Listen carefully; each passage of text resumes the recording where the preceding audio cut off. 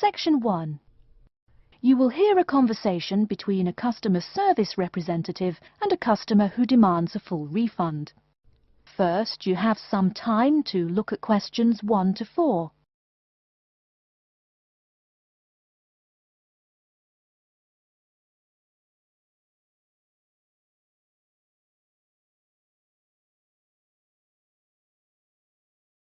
You will see that there is an example which has been done for you.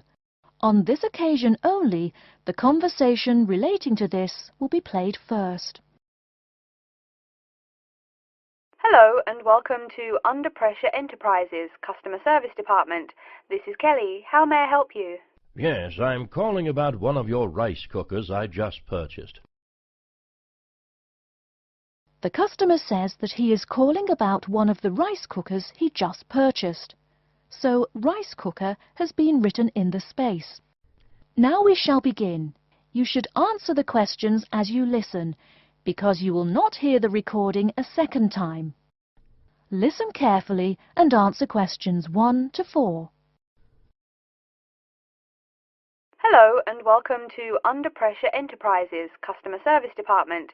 This is Kelly. How may I help you? Yes, I'm calling about one of your rice cookers I just purchased. What seems to be the problem, sir?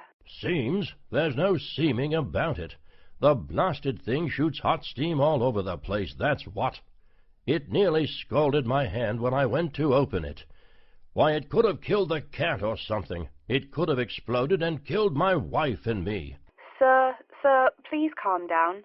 As long as the steam escapes the cooker, it won't explode. So you're telling me there's no problem? Are you calling me a liar? Sir, no one is calling you a liar. Yes, so I demand a full refund. Under Pressure will be happy to refund your money, sir. Now, I just need some basic information. Okay. Sorry, I do tend to get a little hot under the collar. My wife tells me to slow down. So, what do you need to know? Sir, don't worry. I just need to ask you the model number of the cooker. Where are my glasses? Here. Let's see. It's R242. R242. Okay. And how much did you pay for the product? £89.99. It was on sale, I guess I should tell you. Thank you, that's honest of you. Now, where did you buy the cooker? Which store and which branch? At that big Electric Life appliance store downtown. The city centre branch? That's the one. And you say the problem is that the steam escapes? Yes, it does. No problem, sir. If there's steam escaping, clearly the cooker is broken or defective. So we have an R242 cooker with an escaping steam problem. It was bought from Electric Life City Centre branch for $89.99. Is that correct? Yes, that is correct. Oh, I nearly forgot. When did you buy the cooker? Just as soon as my wife got the crazy idea she'll live longer if she stops eating good English food, roast beef and mash. No, all she says she wants is rice and vegetables and sauces you'd not soak your feet in. Before you hear the rest of the conversation, you have some time to look at questions 5 to 10.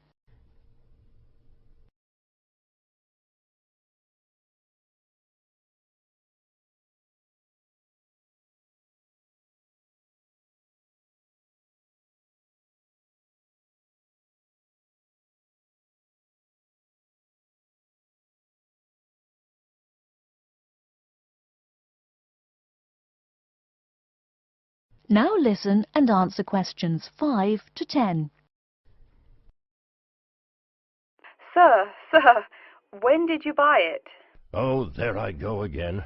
Let's see. We bought it just 6 months ago. We hardly use it either. But 6 months? Is that too long? I mean, for the warranty? Very well. That's well within the warranty period. Now, what's your name and address? Name and address? What for? Sir, it is company policy. If you want your money, you must inform me. Money, you say? Oh, my name is Herbert Hewitt, and my address is 84 Park Road. Is that here in Coventry? Yes, the postal code is B024, 1DJ. But I don't think sending things in the mail is very secure or very efficient. I mean... Don't worry, Mr. Hewitt, don't worry.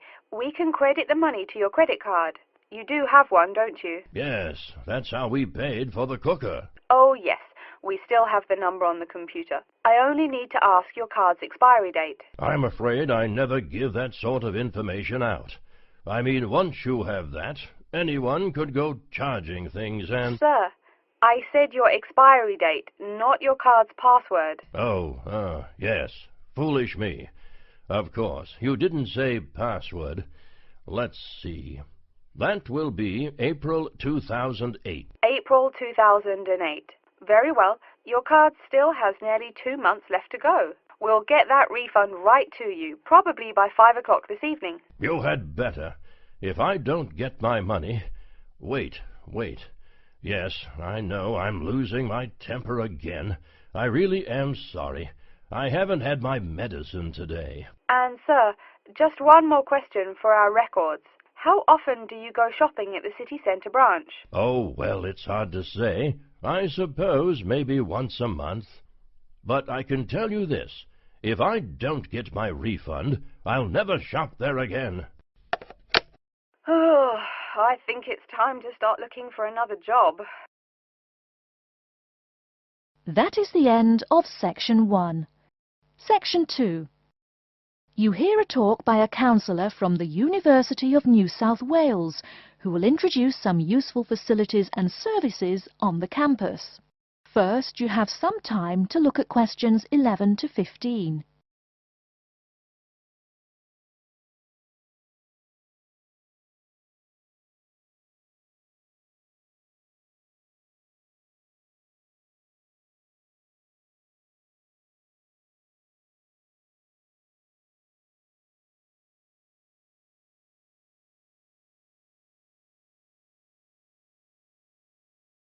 Now, listen carefully and answer questions 11 to 15. Hello everyone, and welcome to the University of New South Wales. The first thing I'd like to do at today's orientation session is get you all oriented. That means tell you the location of some useful facilities and services. So, first of all, take out the maps we gave you all as you came in the door. The map is the big yellow sheet of paper. As you can see on the map, north is at the top, south at the bottom, etc. Which way is north? Well, look through that window on my left, your right. See the rising sun? That would have to be east. So north must be directly behind me. Now, we're at the campus main gate. The recreational facilities are on my right hand, and its opposite is the student centre. No questions? Good. Pretty easy, right? Okay.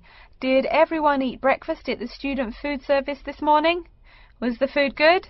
Yes, I am joking. I've eaten there too. So, after a meal like that, you must be eager to go to a doctor, right? Well, I have good news for you.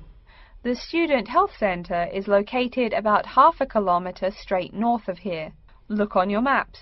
You see the street on the east side of this building? Ned Kelly Avenue? Just follow that about 500 metres and the health centre will be on your left at the 3rd cross street.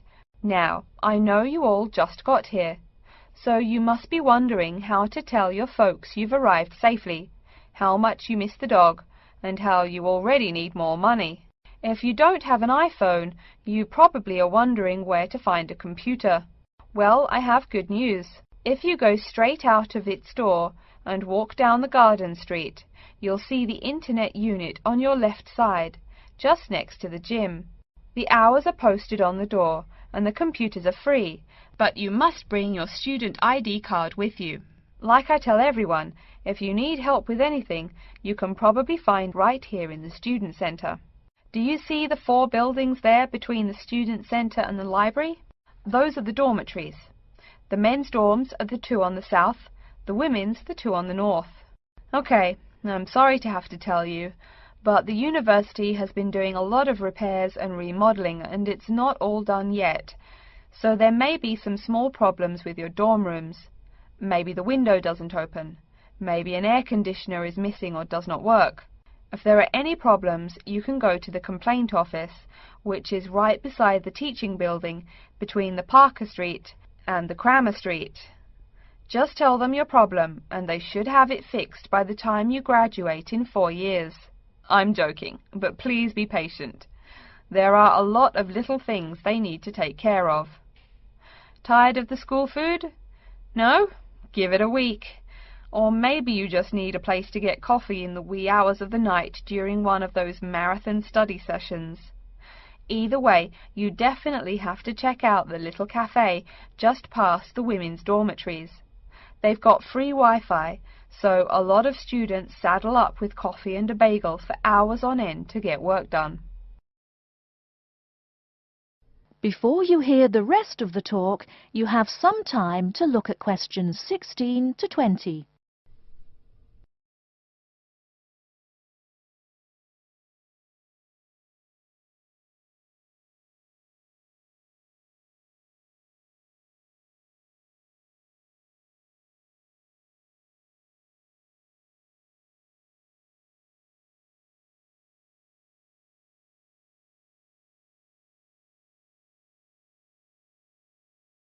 Now listen and answer questions 16 to 20. As for the dorm rooms, I have some bad news and some good news.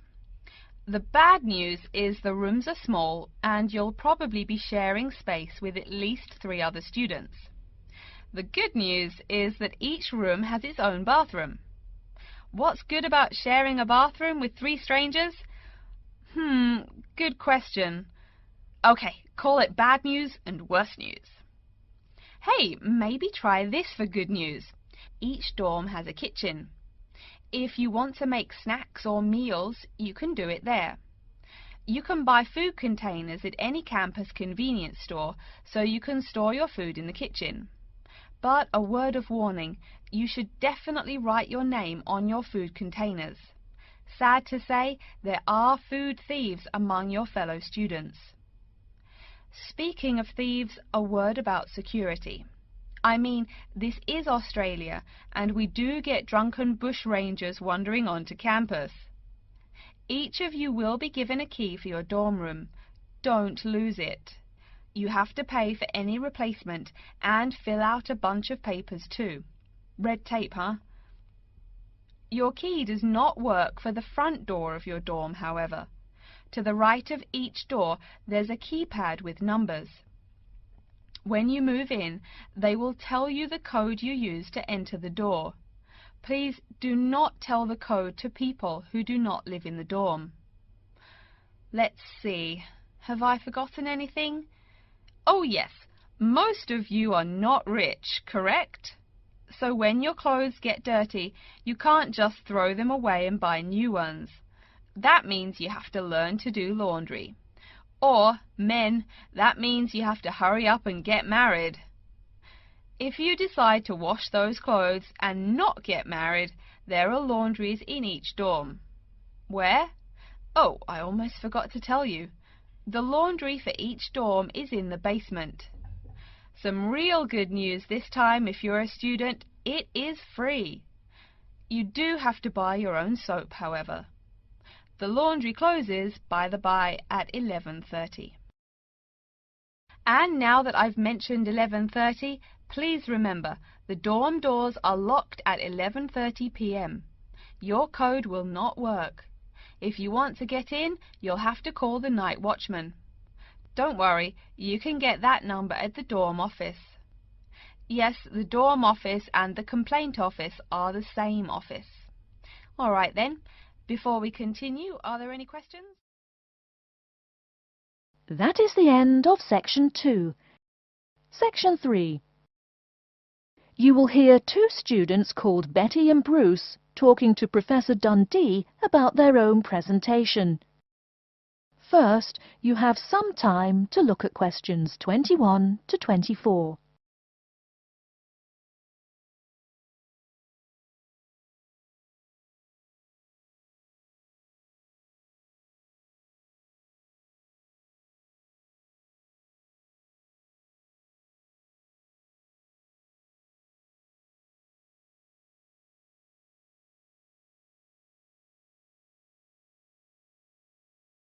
Now, listen carefully and answer questions 21 to 24. Come in. Professor Dundee, we're ready to make our presentation. Oh, yes. I did say 1 o'clock, didn't I? Please, sit down. So, who goes first? Bruce?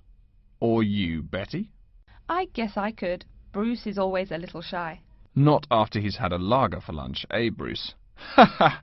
No, Betty really should go first. Okay, well, I'm reporting on the effects of different marketing strategies on the cheese and oil markets. Different strategies obviously affect the sales volume differently. I looked at the sales in 2 countries, New Zealand and Colombia. And what did you find? Pray tell. Well, in New Zealand, the sales of both oil and cheese have declined pretty steadily, and in fact the sales have decreased more quickly than the population. On the other hand, in Colombia, the volume of sales for both products has remained the same.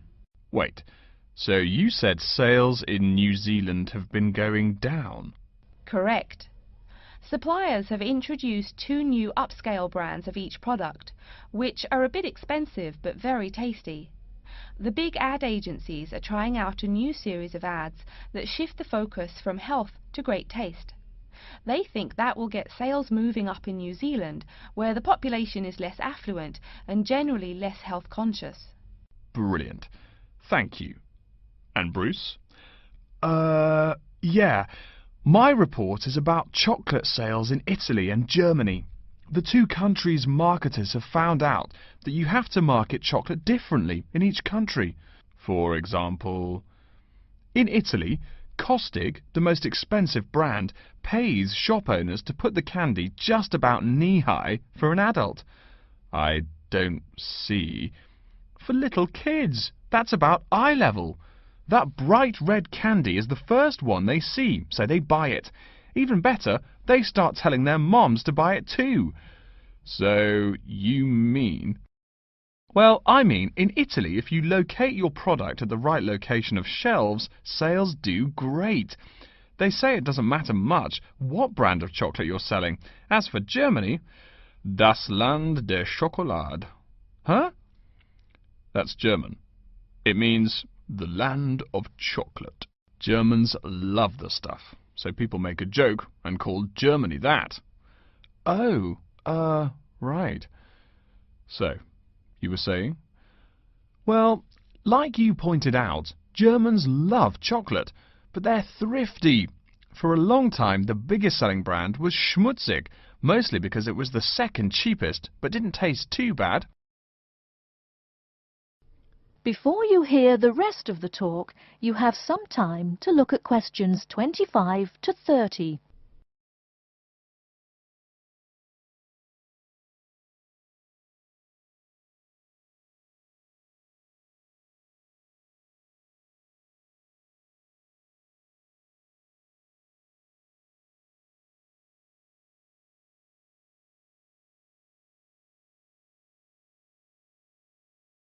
Now listen and answer questions 25 to 30. Again, brilliant. A pretty good job, both of you. Tell me, what do you plan to investigate next week? I'm especially interested in the effects of colour on sales of products, so I'll be looking at ads for cosmetics and cleaning products in the local market. You know, like the distinct orange colour of Mr. Muscle, lavatory cleaning products. And you, Bruce? I'm focusing on the effects of different containers on sales of cookies, so I'm going to look into packaging for cookies and how the materials they use will affect the image, and in turn, sales. You know, most containers are paper, but some expensive cookies come in metal boxes. The shiny metal boxes catch people's attention, and the image remains in the memory longer. Well, it sounds like you two are all set. But as always in this course, I urge you both to pay much more attention to the advertisement extensions. That's often the key. All right? Any questions for me before you go? No, I think I'm all set. Thanks. Me too. Thanks, Professor Dundee. See you later. That is the end of Section 3. Section 4. You will hear an introduction of the exhibition named 2 Centuries of the Bike. First, you have some time to look at questions 31 to 40.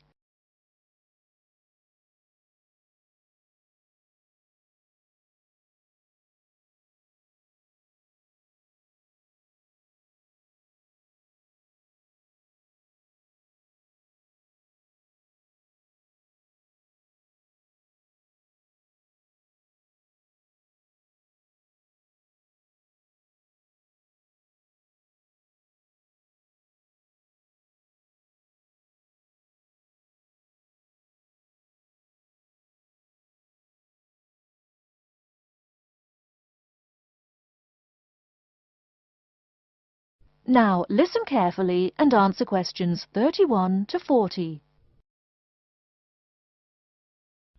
Good afternoon, ladies and gentlemen. I'd like to take this opportunity to welcome you to our exhibition, 2 Centuries of the Bike. Let's stroll around the exhibition, shall we? Although there were a few early efforts back in the 1700s, you didn't really see many bikes till, say, the 1830s in England. Bikes were a response to the rapid growth of cities early in the 19th century. Cities like London were getting too big to walk across. The early bike let people travel with less effort than walking. Plus, a bike was a lot cheaper than a horse. Think of it. No one invented a bike for, 5,000 years of human history. Why did people do it then? Probably because this was the start of the machine age. People wanted machines to do all the work. There were some drawbacks, however. For one thing, there were no pedals. You simply pushed yourself along using your feet, kind of like today's skateboard. That meant you went fairly slow, and uphill you actually worked harder, pushing that two-wheeler. Plus, the wheels were made of wood, covered with metal, as you can see from this model. So the downside was that the ride was quite uncomfortable on most roads. Only a few gadget lovers had or used them. By the 1860s, though, improvements were being made. As you can see from this specimen, metal frames had become the rule. They are more durable than wood, and they don't warp in the rain. The biggest improvement, however, was the development of the chain and sprocket system. They're connected. This meant you did not push the bike. You used pedals, just like today. You had to try harder to balance, so it took some practice to figure out how to use the pedals. But it made the ride so much easier. As a result, the good thing was that you could ride a lot more smoothly and with very little effort. By the 1880s, another big change was the use of rubber wheels. These became pretty common at that time. Though the first ones were solid rubber, the ride was a good deal more comfortable than the old iron and wood system. This is a big consideration, because the faster you go, the more you feel every bump. Air-filled tyres, pneumatic tyres, didn't really come into use till around the year 1900, as you can see from this exhibition over here. That made the ride even more comfortable. So by 1890 or so, people were going a lot faster and a lot more smoothly. There was one problem when you were going quickly and comfortably. Oh no, how do I stop? Yes, we all laugh now, but for a long time the only way to stop was to drag your feet. That didn't work very well, and it would be dangerous if you were going fast. In the crowded cities of those years, New York, Chicago and so on, you would get killed if you couldn't stop for, say, a streetcar. Plus, look at this bike. The front wheel is nearly 1 meter and 2/3 tall. They made them that way so you could see over people and wagons, but you couldn't drag your feet. This model is called a velocipede, a speed pedal. Another characteristic of the bike in this period is that it has 2 equal-sized wheels, which signalled a big change in bikes. For with the velocipede, brakes appeared. If you wanted to stop, you just pushed the pedal backwards. Doing that stopped the back wheel of the bike. This technique worked a lot better than dragging your feet or jumping off the high seat there. This meant that bikes became a great deal safer. It would have been safer if people wore helmets, but the first bicycle helmet wasn't invented until years later, and even then it was little more than a leather ball cap. It really wasn't until the 1970s that the bike helmet was modified to provide some real protection. Before continuing on to look at developments since the 1890s, let's say a word more about safety. Everyone knows if you're going downhill, you can get going dangerously fast. To go more than 100 kilometers an hour isn't all that difficult. but even on level ground it's easy to go too quickly. On a city street, today's bicycles can be ridden at a speed of over 40 miles an hour over a short distance. That's about 64 kilometers an hour. Remember, you're on a bike, not in a car. There's nothing to protect you. People are killed in single bicycle accidents every day, just from hitting the road. A good rule to remember is, if you're going faster than the cars, slow down. And please wear a helmet. Nearly 1/4 of the epilepsy cases come from head injuries in accidents on bikes and motorcycles. I don't mean to scare you, but safety is everyone's business. What? Now that's a good question. Why are today's bikes so much faster? Well, it's not just that today's athletes are faster. The answer is partly mechanical. If you look closely here at the back wheel, you'll see a number of gears. Changing gears is what makes those fast speeds possible. You can shift gears depending on the terrain and how hard you wish to pedal. So you can put it on a higher gear for downhill and a lower gear for uphill travel to make it easier to climb that slope.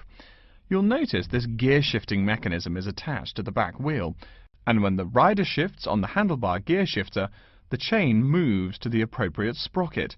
And, speaking of changing gears, let's look over here at our Tour de France exhibit. That is the end of section 4. You now have half a minute to check your answers.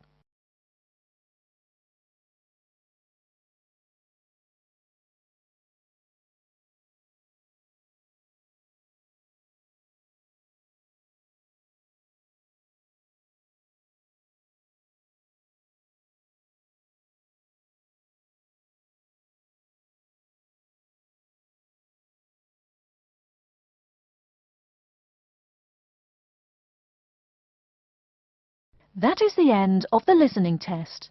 In the IELTS test, you will now have 10 minutes to transfer your answers to an answer sheet.